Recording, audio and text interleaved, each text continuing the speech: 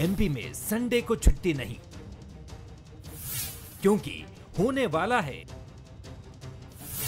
सियासत का super Sunday.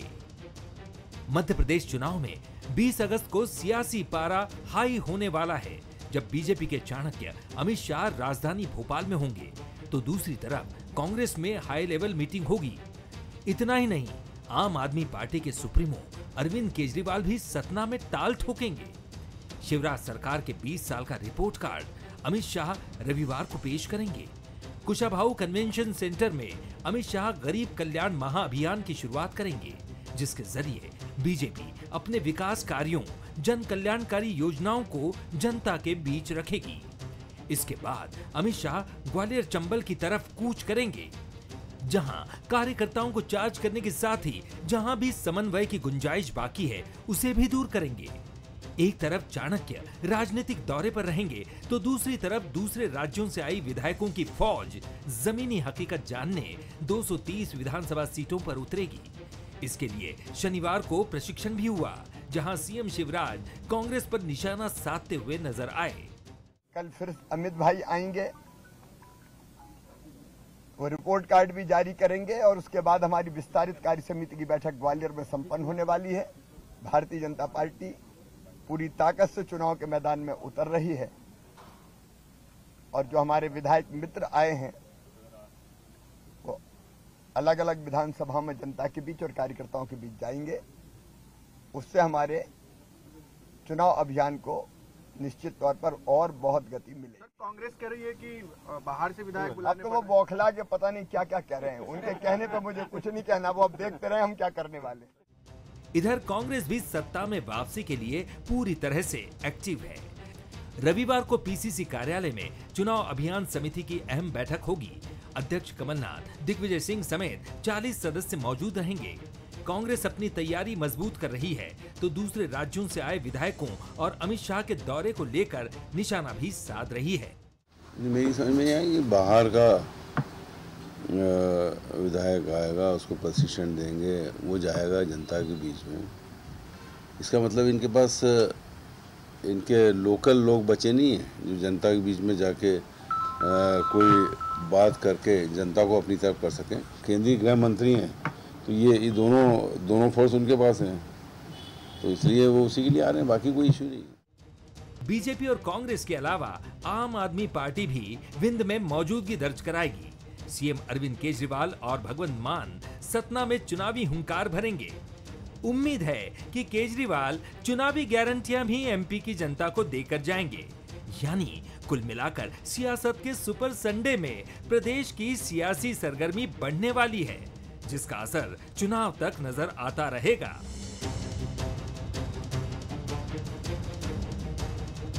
Bansal news के सवाल नंबर 1, रिपोर्ट कार्ड पेश करने के पीछे बीजेपी का क्या मकसद है? सवाल नंबर 2, ग्वालियर चंबल में बीजेपी क्या एकजुटता का संदेश देने जा रही है? सवाल नंबर 3, बैठक के बाद कांग्रेस क्या एक्शन लेती नजर आएगी? नमस्कार, मैं हूं शरद द्विवेदी और हमारा आज का मुद्दा है सियासत का सुपर संडे। तो एक और दिन जब भारतीय जनता पार्टी की सक्रियता अपने पूरे शबाब पर होगी, और यही वो भारतीय जनता पार्टी है जिसके प्रमुख नेता अमित शाह जी, जो केंद्रीय गृह मंत्री भी हैं, वो जब कमान संभालते हैं तो ये सवाल पूछा जाता है कि अब होगा क्या। आलोचक ये कहते हैं कि अमित शाह जी क्या कर लेंगे, चुनाव में तो कुछ ही महीने बचे हैं और अब तो दिन बचे हैं, 80 दिन या 90 दिन, और इन कम समय में इतने क्या कर लेंगे अमित शाह। लेकिन जो अमित शाह जी के प्रशंसक हैं या जो उन्हें करीब से जानने का दावा करते हैं, वो यही कहते हैं कि बीजेपी की बाजीगर पॉलिटिक्स के स्कॉलर लीडर हैं अमित शाह। और उत्तर प्रदेश में या गुजरात में जो ऐतिहासिक जनादेश बीजेपी ने लिया, उसके पीछे अमित शाह जी की सोच बहुत हद तक जिम्मेदार है। लेकिन जो क्रिटिसिज्म की तरफ जाने वाले लोग हैं वो ये कहते हैं कि ये जादू कर्नाटक में क्यों नहीं चला।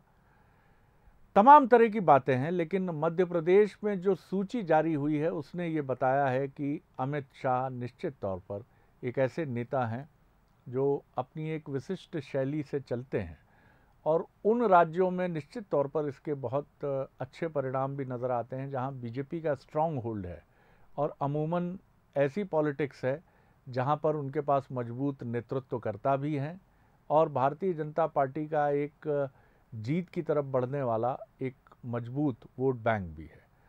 तो मध्य प्रदेश उन्हीं राज्यों में है। अब नतीजे बताएंगे कि क्या अमित शाह जी यहाँ करिश्मा फिर कर पाते हैं जैसा गुजरात में किया उन्होंने या यूपी में किया। आज इसी पर हम बात करेंगे। एक और सियासत का सुपर संडे है। हमारे साथ जो मेहमान हैं उनसे मिल लीजिए। हमारे साथ हैं वरिष्ठ पत्रकार संदीप पौराणिक जी, बहुत स्वागत करता हूं। स्वदेश शर्मा जी हैं, कांग्रेस के सीनियर लीडर, स्पोक्स पर्सन, और डॉक्टर दुर्गेश केशवानी जी हैं, बीजेपी के नेता और प्रवक्ता। संदीप जी, एक और महत्वपूर्ण दिन, पार्टी की अब तक की उपलब्धियों पर अमित शाह जी की मौजूदगी में रोशनी और प्रकाश डालने की कोशिश करना ये बताता है कि अंदाज़े बयां मुख्तलिफ होगा, भिन्न होगा। कुछ अलग अंदाज में पार्टी अपनी उपलब्धियों को रखेगी, क्योंकि आमतौर पर इसके पहले हमने इस तरह की चीज़, मैं ये नहीं कहूँगा नहीं देखी है, लेकिन अमित शाह जी की मौजूदगी में उपलब्धियों की बात करना यानी उसमें उनका दखल और उनकी सोच भी रिफ्लेक्ट होगी। किस तरह देखते हैं आप सियासत का सुपर संडे?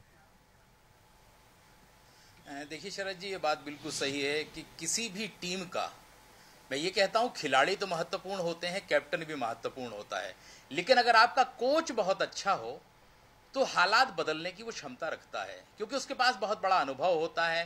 वो कई मैच में कई खिलाड़ियों को मार्गदर्शन दे चुका होता है।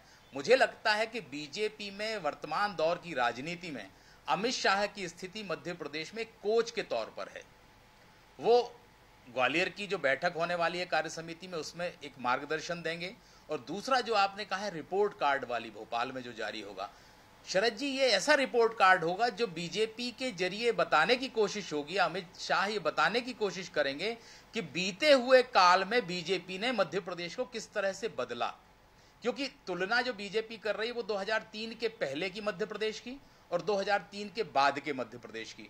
कल का प्रेजेंटेशन, या यूं कहें कि पब्लिक में या सार्वजनिक तौर पर लाने से एक नए तरह की बहस को जन्म तो दिया जाएगा, ये तय मान के चलिए। क्योंकि अमित शाह का प्रेजेंटेशन कहें या उनके अपने कहने के तरीके काफी महत्वपूर्ण रहे, और मध्य प्रदेश में जो आपने कहा सूची जारी हुई है शरद जी, उस सूची ने यह संकेत दे दिया है कि बीजेपी किसी भी स्तर पर जाके किसी भी तरह के फैसले ले सकती है। वो उन लोगों को जगह देगी जिनके जरिए वो सत्ता का रास्ता तय कर सकती है। क्योंकि हमने देखा कि ग्वालियर में एक ऐसा टिकट कटा है जिसे यह कहा जाता था कि सिंधिया के करीबी हैं। मतलब बीजेपी निर्ममता से चलेगी, और आगे का जो संदेश है वो कल अमित शाह मध्य प्रदेश में मुझे लगता है खुले तौर पर देके जाएंगे। बिल्कुल आपने सही कहा, और एक ऐसे प्रत्याशी को भी टिकट मिलता है जो दूसरी पार्टी में है, आम आदमी पार्टी में।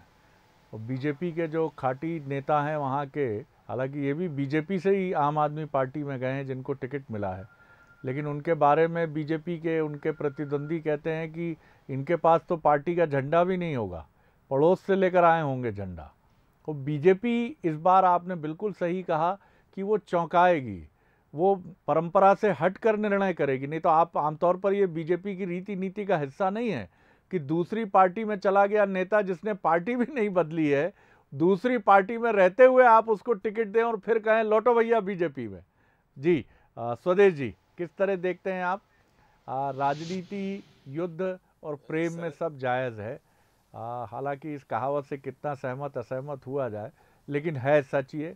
अतीत से लेकर वर्तमान तक हम देखते हैं, और कोई भी पार्टी इससे अलग नहीं है, कोई भी पार्टी इससे अलग कभी नहीं रही है। सब ने समझौते किए हैं और ये कहा है कि राजनीति में तो भैया सब चलता है। जी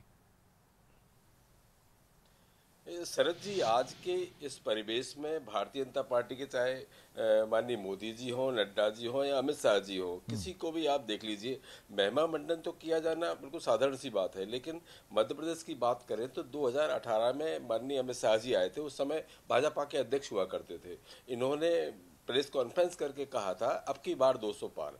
हश्र क्या हुआ था ये पूरे प्रदेश ने देखा अभी जब कर्नाटक में चुनाव हुआ, कर्नाटक में ही कमोबेश वही स्थिति हुई। बहुत ताबड़तोड़ रैलियां की माननीय प्रधानमंत्री महोदय ने, स्टेट जी तैयार की अमित शाह जी ने, लेकिन वहाँ भाजपा में फाटक लगा।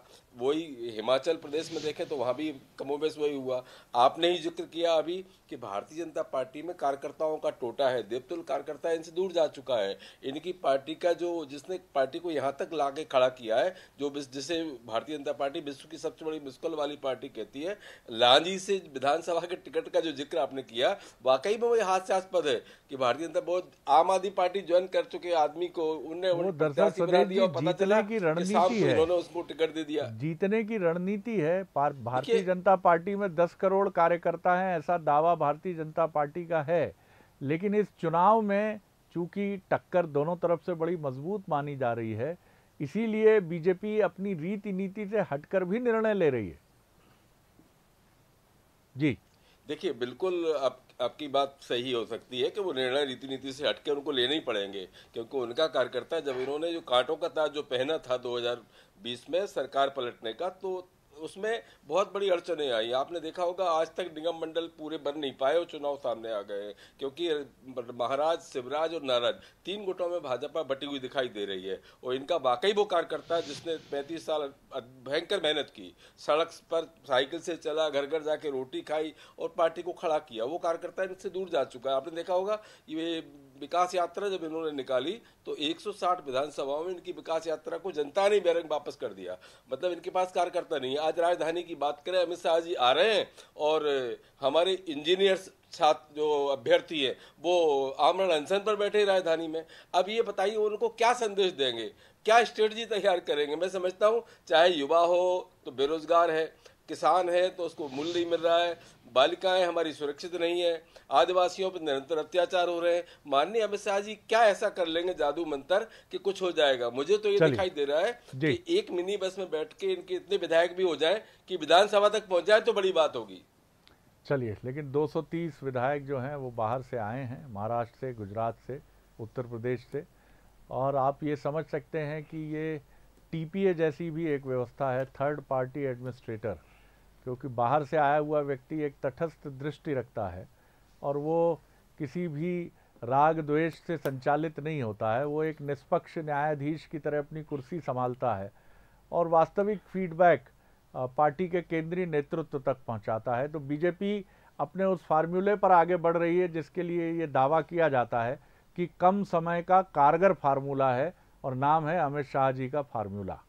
और ये भी आप समझिए कि कल अमित शाह जी की बैठक में, खैर वो सवाल मैं लेकर चलूँगा संदीप जी की तरफ, दुर्गेश जी अपने मित्र स्वदेश जी की बातों से कितने असहमत हैं वो भी सुन लेते हैं, और क्या रणनीति है, क्या डिक्लेरेशंस होंगे अमित शाह जी की मौजूदगी में, उसकी भी कुछ झलक अगर वो हमें दे सकें तो बेहतर होगा। जी देखिए शरद जी, सबसे पहले तो बंसल के माध्यम से विश्व के सबसे बड़े लोकतंत्र के गृह मंत्री भाई अमित शाह जी का मैं लाखों लाख करोड़ों करोड़ कार्यकर्ताओं की ओर से स्वागत करता हूं, वंदन करता हूं, अभिनंदन करता हूं।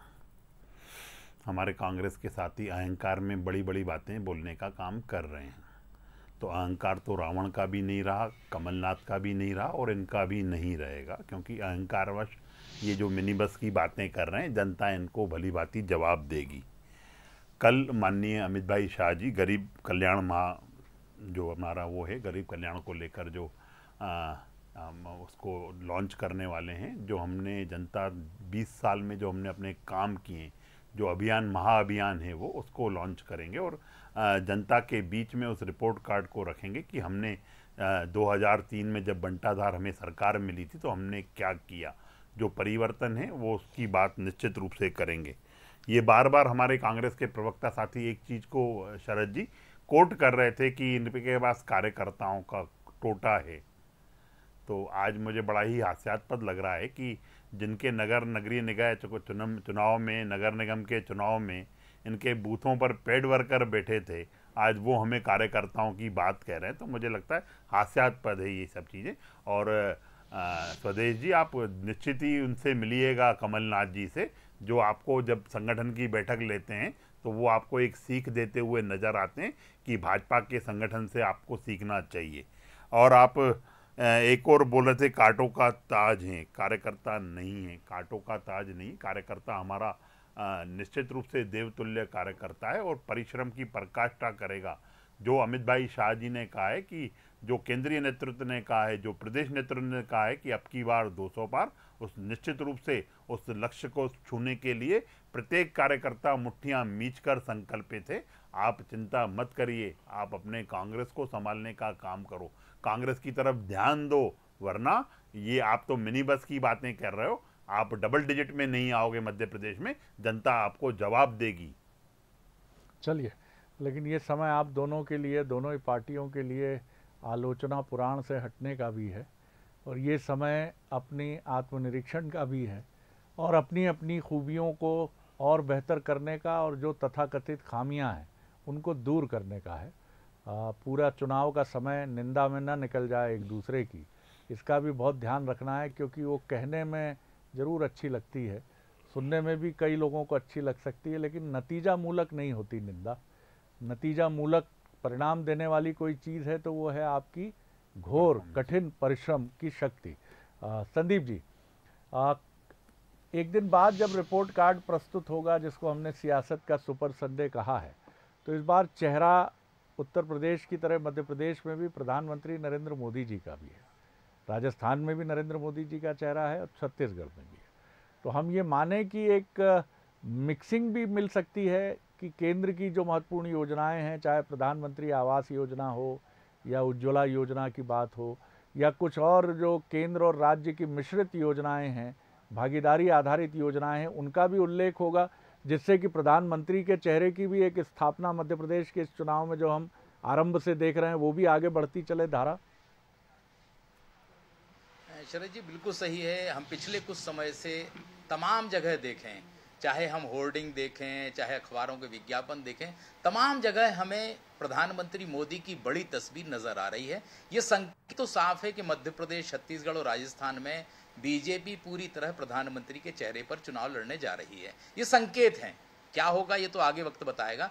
जैसा आपने कहा, मुझे ये लगता है कि केंद्र की योजना, मध्य प्रदेश की योजना, जैसा हमने उत्तर प्रदेश में देखा कि बीजेपी एक लाभार्थी वोट बैंक के जरिए उत्तर प्रदेश में चुनाव में बहुत आगे बढ़ी थी। ये जो कल का आयोजन है, इसके बाद मुझे लग रहा है या समझ में आ रहा है कि बीजेपी लाभार्थी जो वोट बैंक है उसके जरिए बहुत आगे निकलने की कोशिश करेगी, क्योंकि मध्य प्रदेश में बीजेपी ने कुछ नए पॉकेट्स तैयार किए हैं। उदाहरण के तौर पर लाडली बहना योजना, ये उत्तर प्रदेश के चुनाव के समय में इस तरह की कोई योजना नहीं थी। तो मध्य प्रदेश की वो योजना जिनसे बड़ा वर्ग लाभान्वित हुआ है, दूसरा केंद्र सरकार की वो योजनाएं जिनसे वर्ग लाभान्वित हुआ है।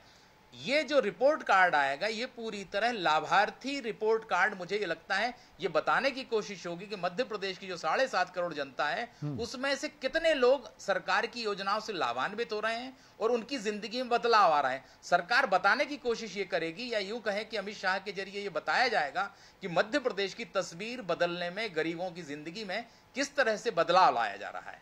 बिल्कुल आपने ठीक कहा। और इसके साथ ही लाभार्थी की आपने बात की, तो दूसरे दलों से आने वाले जो लाभार्थी कहूँ उनके लिए, या बीजेपी में आने के उत्सुक अभ्यर्थी कहूँ, लेकिन उन पर भी बीजेपी की पूरी निगाह है।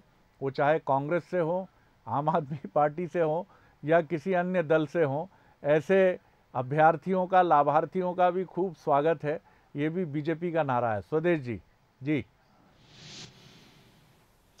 देखिए, जैसे अभी विद्वान पत्रकार संदीप जी ने जैसा कहा, लाडली बहना योजना, बिल्कुल ये बिल्कुल सही है। 18-19 साल से इनकी सरकार है, इनको लाडली बहनों की याद तब ना आई। उज्ज्वला योजना में गैस सिलेंडर तो मिला, लेकिन आज तक रिफिल नहीं हो पाया, क्योंकि 1150 रुपये का सिलेंडर भरता है, वो आज तक रिफिल नहीं करा पाती गरीब महिलाएं। अब बहनों की बात अगर की जाए तो 4 लाख करोड़ का कर्जा मध्य प्रदेश पर है और कई योजनाएं ऐसी हैं साहब बिल्कुल बंद हो चुकी हैं। आज ही मैं नीति आयोग की एक रिपोर्ट पढ़ रहा था, उसमें बिल्कुल स्पष्ट था कि कर्ज की वजह से वो लाडली योजना बीच में ला करके ये सवाल खड़ा हो गया है कि ये कह तो रहे कि हर बार हम 250 बढ़ाएंगे। इनकी 3 महीने की अल्पायु की सरकार ये कैसे कह सकते हैं कि हम 3000 करेंगे? अरे आने वाले तो कमलनाथ जी है, उनकी सरकार आने वाली है। आपने पिछले बार भी यही मध्य प्रदेश में आकर कहा था आपकी बार 200 पार, वो असर क्या होगा? इस बार भी कमोबेश वही स्थिति होगी। और रहा सवाल इनकी स्ट्रेटजी का, तो मैं आपको याद दिला दूं, हिमाचल प्रदेश में माननीय प्रधानमंत्री महोदय ने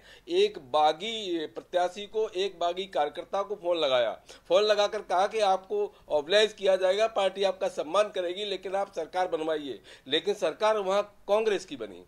कुल मिलाकर के जब माननीय प्रधानमंत्री का व्यक्तिगत एक व्यक्ति को फोन करना भी लोगों ने स्वीकार नहीं किया, तो कुल मिलाकर के पहले इनका जरूर 2014 के बाद खूब बढ़ा था, लेकिन 2018 आते आते इनका ग्राफ डाउन हुआ है। आप देख लीजिए, देश के 20 राज्य ऐसे हैं जिनमें भारतीय जनता पार्टी चुनाव हार चुकी है। मध्य प्रदेश में, छत्तीसगढ़ में और राजस्थान में आने वाले समय में भी ये चुनाव हारेगी और 2024 की भी तस्वीर बिल्कुल बदल जाएगी। जी दुर्गेश जी, आपने सुनी बातें, दावा भी सुना अपने मित्र का जी, आपकी टिप्पणी। लेकिन मैं अपेक्षा रखूंगा कि आप अपनी उपलब्धियों पर भी केंद्रित होंगे, क्योंकि हम एक दूसरे की आलोचना सुनकर, मैं ये तो नहीं कहूँगा कान पक जाते हैं, लेकिन कुछ नया नहीं होता सर। देखिए, हाथ कंगन को आरसी क्या, पढ़े लिखे को फारसी क्या। उपलब्धियां तो जो हमारे पत्रकार साथी जो विश्लेषक हैं इसमें, उन्होंने ही स्पष्ट रूप से बता दी। और चाहे फिर वो लाडली बहना हो, लाडली लक्ष्मी हो, चाहे तीर्थ दर्शन योजना हो, चाहे अपन खेलो कमाओ, अनेक जो जन कल्याण के काम हुए हैं मध्य प्रदेश में, हम तो उसी पे केंद्रित हैं शरद जी। और आगे भी हम अपने विकास कार्यों को लेकर, क्योंकि भाजपा की सरकारें माननीय मोदी जी के मूल मंत्र सबका साथ, सबका विकास और सबके विश्वास को लेकर काम करती हैं, और हम उसी को लेके आगे बढ़ रहे हैं। हम आलोचनाओं में नहीं पड़ रहे हैं, हम इन चीज़ों में भी नहीं पड़ रहे हैं।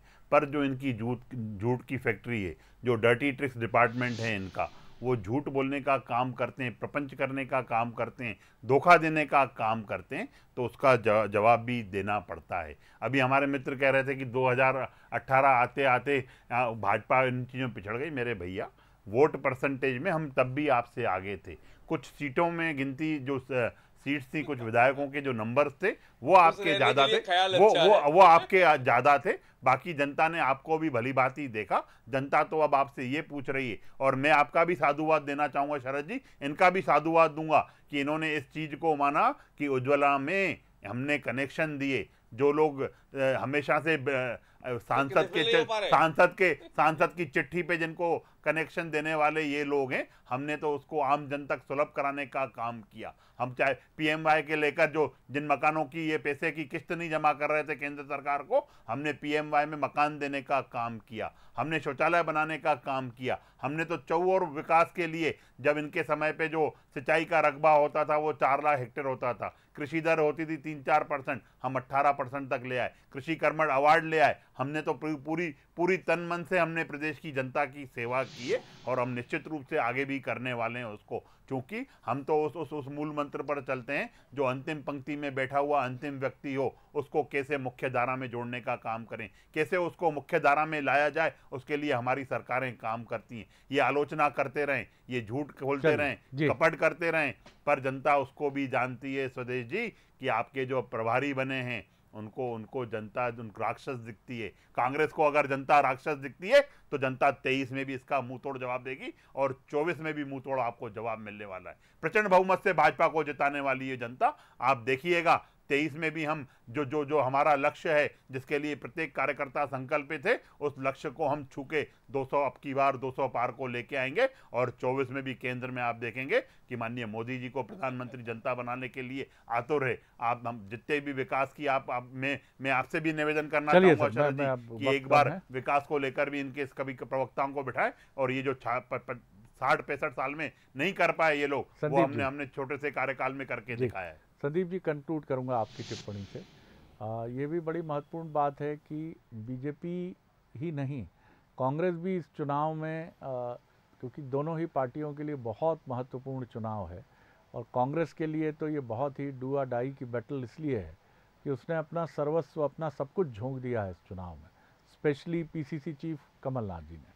तो जैसे जैसे ये चुनाव आगे बढ़ेगा, तनाव भी बढ़ेगा, दोनों ही दलों में नहीं, बल्कि हमें लगता है कि हम समीक्षकों में भी मीडिया के उसका असर साफ तौर पर देखने को मिलेगा, क्योंकि कई अप्रत्याशित घटनाएं आ सकती हैं सामने, कुछ ऐसे चेहरे जिनके बारे में कुछ सोचा नहीं जा सकता है दोनों तरफ से, वो क्या निर्णय करेंगे। एक दूसरे में जाने की होड़ लगेगी, ये भी हो सकता है कि घोषणाओं की झड़ी लग जाए। तो किस तरह से देखते हैं, एक संक्षिप्त टिप्पणी आपकी, कि बड़ा अनूठा चुनाव होने जा रहा है ये, हर दृष्टि से रीति नीति मानदंड कई सारी चीज़ें अलग नज़र आ सकती हैं इस चुनाव में 2023 में। जी शरद जी, ये बात बिल्कुल सही है, क्योंकि अब तक जो सर्वे की रिपोर्ट आ रही है, जमीन से जो फीडबैक आ रहा है, वो ये बता रहा है कि एक तरफा इस बार का चुनाव नहीं रहने वाला, बहुत करीब का चुनाव है। दोनों राजनीतिक दल ये मान के चल रहे हैं कि हमारी सरकार बन सकती है। बीजेपी सोच रही सत्ता में रहेगी, कांग्रेस सोच रही है वापसी होगी। जैसा आपने कहा कि सारे मापदंड टूटेंगे, शरद जी ये मान के चलिए आप, जो आजादी के बाद के जितने चुनाव हुए हैं या मध्य प्रदेश के गठन के बाद जितने चुनाव हुए हैं, उनसे इतर है ये चुनाव। ऐसी चीजें हमें देखने मिलेंगी जिनकी हम कल्पना नहीं कर सकते। 2019 को हम याद कर लें, या 20 को जब दल तोड़ा था, सिंधिया ने दल छोड़ा था, वैसी घटनाएं तो नहीं होंगी, लेकिन अप्रत्याशित घटनाएं होंगी। और एक और चीज कहना चाहूंगा, जैसे फुटबॉल में या हॉकी में जब डी में जाके खिलाड़ी ड्रिबल करते हैं, कई बार ऐसे लगेगा कि बाहर बैठे हुए लोगों की बीपी बढ़ने की स्थिति होगी, और राजनीतिक दलों से जुड़े हुए लोगों का क्या होगा ये कुछ कहा नहीं जा सकता। आपने सब कुछ कह दिया ये कह के, लेकिन रक्तचाप मत बढ़ाइए, संतुलित रहिए, और स्थितियां कैसी भी हों, लेकिन जीत और हार एक सिक्के के दो पहलू हैं, वो जीवन के निर्धारक नहीं हैं। कठोर परिश्रम चीज़ों को बदलता है, ये दोनों ही राजनीतिक दलों को ध्यान में रखना है। क्योंकि आप जब किसी को जीवन और मरण जैसा प्रश्न बना लेते हैं तो उसमें जीत हो जाती है जिसकी, वो तो एक बहुत संतुलित और सुरक्षित जगह पहुंच जाता है। लेकिन जिसने मरण जैसी शैली में चुनाव लड़ा है, दोनों ही दल लड़ते हैं, लेकिन जो पराजित होता है उसके लिए स्थितियां बहुत भिन्न होती हैं, और वो फिर उसके शारीरिक और मानसिक स्वास्थ्य पर बहुत दुष्प्रभाव भी डालती हैं। तो ये हमने देखा भी है कि चुनाव के बाद बहुत सारे हमारे राजनीतिक मित्र जो हैं, वो जिन परिस्थितियों में रहते हैं वो बहुत चुनौतीपूर्ण होती हैं, तो इससे बचना भी उचित होगा। बहुत धन्यवाद आप तीनों का। आगे देखिए अफसरनामा और मुलाकात करिए मध्य प्रदेश कैडर के 2017 बैच के युवा IAS ऑफिसर जो डॉक्टर हैं, चिकित्सक रहे हैं, डॉक्टर सौरभ सोनवणे, जो रीवा में इस समय CEO की भूमिका ज़िला पंचायत में निभा रहे हैं। मुलाकात करिए, बड़ी दिलचस्प बातचीत है। इस युवा से आप मिलेंगे, IAS अधिकारी से, तो आपको लगेगा किसी कॉलेज के छात्र से आप मुलाकात कर रहे हैं। देखिए अफसरनामा। नमस्कार।